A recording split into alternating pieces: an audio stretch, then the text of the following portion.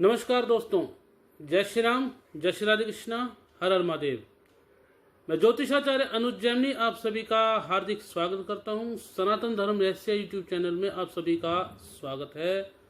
मित्रों, आज हम जिस विषय के बारे में बात करने जा रहे हैं वो निसंदेह बहुत दुखदाई है और सनातन धर्मियों के लिए बहुत चिंताजनक विषय है।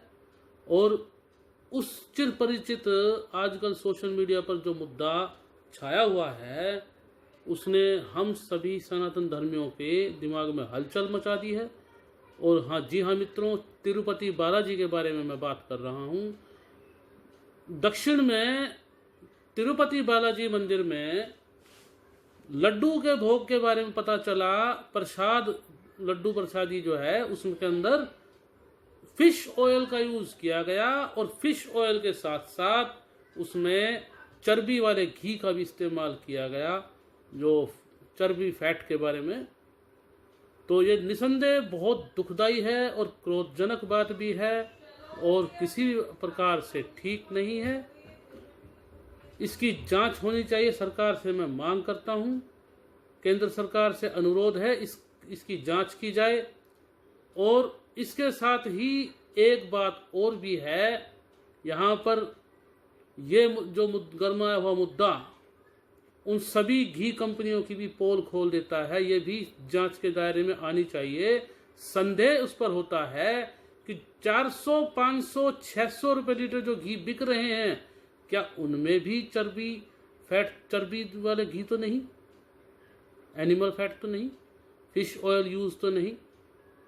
तो उनकी भी जांच होनी चाहिए। मित्रों, गौ माता के घी की बात करें जो आजकल मार्केट में बिक रहे हैं या मंदिरों में जो इस्तेमाल हो रहे हैं, उनके अंदर गौ का जो घी है कितना होगा, या जो किसी भैंस का दूध का घी कितना होगा।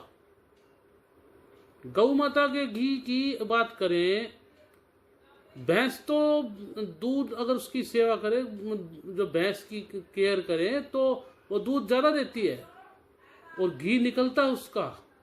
परंतु गौ माता को खूब चारा दोगे, खूब अच्छे से उनकी सेवा करोगे, बछड़े का भी मुंह पूछ करके कि जो उसका भी हिस्से का दूध रोक दिया, तब भी बमुश्किल बहुत कम लीटर दूध में बहुत कम घी निकलता है। यानी कि 6 लीटर 7 लीटर पे 1 किलो घी निकलता है। तो मार्केट में इतना घी कैसे मिल रहा है? जो गौशालाएं हैं बड़ी, जो धर्म हित में कार्य कर रही हैं, और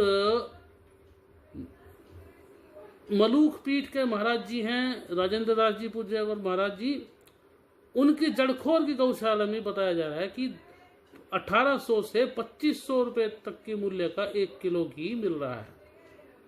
तो और शुद्ध घी कहीं पे भी पूछेंगे, गौ माता का घी इतना ही मिल रहा है। तो 500-600 रुपए में आपको प्योर घी मिल रहा है, इसकी गारंटी क्या है? इस हिसाब से तो सभी मांसाहारी हो रहे हैं। मित्रों, मैं आज ये कहें कि खाएं तो क्या खाएं, क्या करें, ये तो नहीं कि कोई गौ माता को पाल लेगा। गौ माता रखनी ही चाहिए घर में। पहले आंगन अपने घर में रखते थे, छोड़ते थे, आजकल आंगन की जगह ही नहीं बची है। घर में कुत्ता पाल लेंगे परंतु गौ माता को पालने की हिम्मत भी नहीं करते। हमारे मित्र हैं, दिनेश गुप्ता जी हैं, हमारे संगत भाई हैं, आपने उनको हमें साथ में वीडियो में देखा होगा। हम गोवर्धन वृंदावन में जाते परिक्रमा में, उन्होंने हिम्मत दिखाई। उनके घर में आंगन नहीं है परंतु गौ माता के लिए जगह बनाई है और गौ माता घर में उनकी सेवा चल रही है गौ माता की। तो ये अगर घर में गौ माता होती तो ये भयावह स्थिति आज ना होती। और दूध भी अगर चले तो दूध की बात क्या करें, दूध की गारंटी नहीं कि प्योर हो। तो आप तक पहुंच क्या रहा है? तो ये जांच का विषय है। इसके साथ में आपको एक बात बताएं, किसी ने बहुत अच्छी बात करी, थ्रेड पर कोई पोस्ट आई थी कि 1857 की क्रांति में मंगल पांडे जी ने जो क्रांति की थी चर्बी वाले कारतूसों को लेकर के ही की थी, जिसको मुंह से छीलना पड़ता था। तब तो हमारा देश परतंत्र था, गुलाम था, दास्ता में था, बेड़ियों में। पर आज तो हम स्वतंत्र हैं, आजाद हैं। तब इनके लिए हम घर घर से क्यों नहीं निकलते, क्यों नहीं आवाज उठाते? तो देवकीनंदन ठाकुर जी ने एक न्यूज उसमें इंटरव्यू में अपना दुख प्रकट किया और उनसे पूछा गया न्यूज एंकर ने कि क्या वो तिरुपति बालाजी का जो लड्डू प्रसाद आप तक पहुंचा, आप गए थे? तो उन्होंने कहा कि उन तक भी पहुंचा। तो धर्म भ्रष्ट तो सबका हुआ। जो मंदिरों में जहां प्रसाद चढ़ाते हैं या प्रसाद प्राप्त किया है, वहां की सरकार जो है दक्षिण की, कर्नाटक में, उनको संज्ञान लेना चाहिए था, या पता था तो उसकी जो है इसका मतलब कुछ गड़बड़ हुई है। तो मैं किसी पर आरोप नहीं लगा रहा। जो वहाँ की जो स्टेट गवर्नमेंट है और केंद्र सरकार है, उनको मिल करके संयुक्त कार्रवाई करनी चाहिए। और एक मैं मांग करता हूँ केंद्र सरकार से, एक सनातन धर्म रक्षा बोर्ड भी बनना चाहिए। और जो पूज्यवर शंकराचार्य ज्योतिष पीठ के अविमुक्तेश्वरानंद जी महाराज हैं, उन्होंने कहा कि हम अब इस बात को बड़ी बारीकी से देखेंगे, ये इस बात पे ध्यान देंगे कि मंदिरों में चल क्या रहा है, मंदिरों में कहीं मांस युक्त प्रसाद तो नहीं खिलाया जा रहा है। परंतु कुछ ऐसे भी पोस्ट हमें दिखाई दी सोशल मीडिया, लड्डू चेक करवा लो और हंसी की इमोजी। मूर्ति में प्रेत प्रतिष्ठित होने पर पूरे क्षेत्र का सर्वनाश कैसे होता है, उसका ज्वलंत उदाहरण वर्तमान लड्डू कांड है। और इसके अलावा यह भी लिखा है कि ये सुना है कि बलि का विरोध करने वाले वैष्णोजन चर्बी वाला लड्डू खा लिए, हंसी की इमोजी। हमने कहा भाव तो उनका प्रसाद ही है, तो हम भी तो प्रसाद ही पाते हैं, तब तो अब हम महावैष्णव हुए। तो मैं ऐसा है कि सोशल मीडिया पर कुछ भी बोलने की आजकल आज़ादी है। तो जो भी ये लिख रहे हैं, किसी भी मत के हों, संप्रदाय के हों, अगर हमारे धर्म के हैं तो बड़े शर्म की बात है भाई। तो उनसे मैं एक बात पूछना चाहता हूं कि ये मुद्दा केवल वैष्णवों का है या पूरे सनातन धर्म का है? जो इस तरह के कटाक्ष आप कर रहे हो, कमेंट कर रहे हो, ये सनातन धर्म का मुद्दा है, केवल वैष्णवों का है? लड्डू गोपाल क्या केवल वैष्णवों के हैं या फिर समस्त हिंदुओं के हैं, या वैष्णवों ने कॉपीराइट करा लिए हैं? और मूर्ति में प्रेत अगर हो आपके अनुसार तो पूरे क्षेत्र का सर्वनाश करवा देता है। तो लेकिन ये बात भी बता दें कि मूर्ति में प्रेत हो तो वो ये पता ही नहीं चलने देता कि लड्डू में मांस है, चर्बी है। उस तिरुपति बालाजी में शक्ति है, दिव्यता है अभी भी। इसीलिए ये पता चल गया कि चर्बी युक्त लड्डू भोग लग रहे हैं। परंतु प्रेत को तो कोई दिक्कत नहीं है, प्रेत तो मांस भोजियों को बहुत पसंद करता है। प्रेत क्यों पता चलने देगा कि भाई इसमें मांस है या नहीं? रामचरितमानस में कथा आई है, प्रताप भानु राजा बड़े प्रतापी थे, एक राक्षस ने मांस मिला दिया था ब्राह्मणों के भोजन में, प्रताप भानु ने भोजन के लिए बुलाया था। तो आकाशवाणी ने धर्म बचाया था। आकाशवाणी हुई थी कि हटो हटो, ये यहाँ पर इसमें भोजन में मांस मिला हुआ है। ये इस तरह की जो पोस्ट है, तब ये वैसे बता कथा पूरी कर लूं, तब उनका धर्म बचा था। और जाने अनजाने में मैं एक बात कह दूं कि मांस युक्त लड्डू खाया भी है तो अनजाने में खाया गया, उससे धर्म नष्ट नहीं होता है।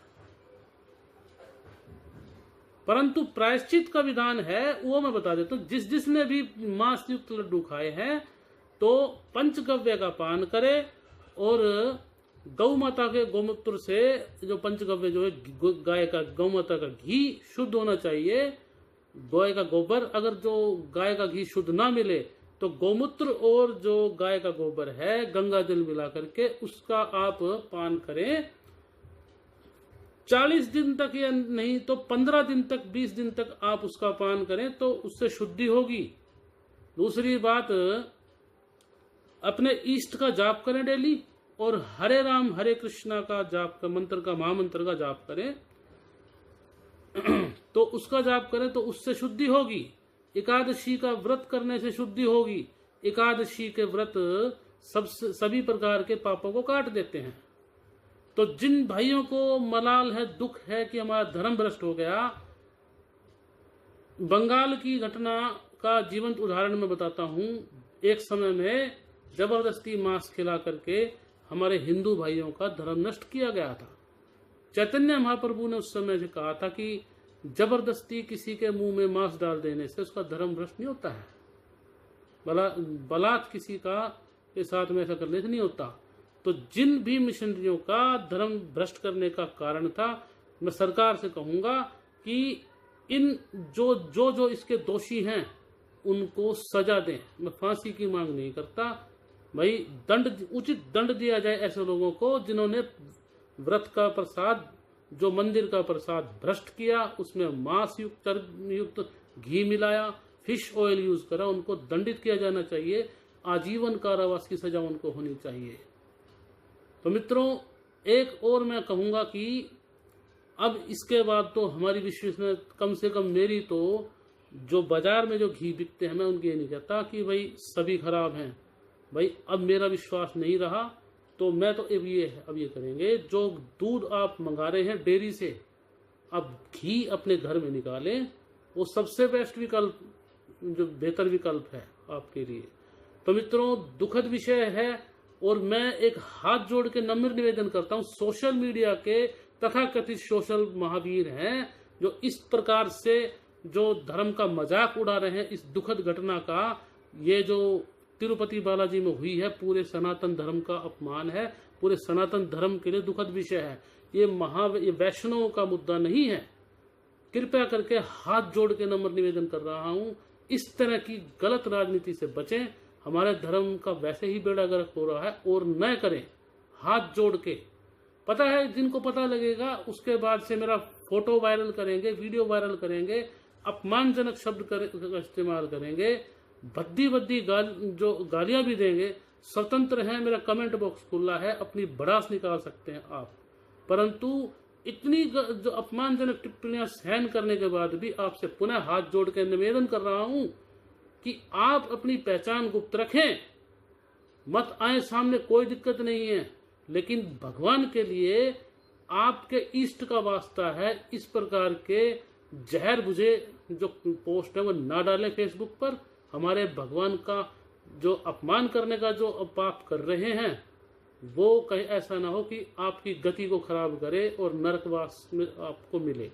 तो मित्रों, किसी को बुरा लगा हो तो मैं क्षमा चाहता हूँ, दुखी हृदय से मैं विदा चाहता हूँ। अगर कोई वीडियो में कमी है तो आप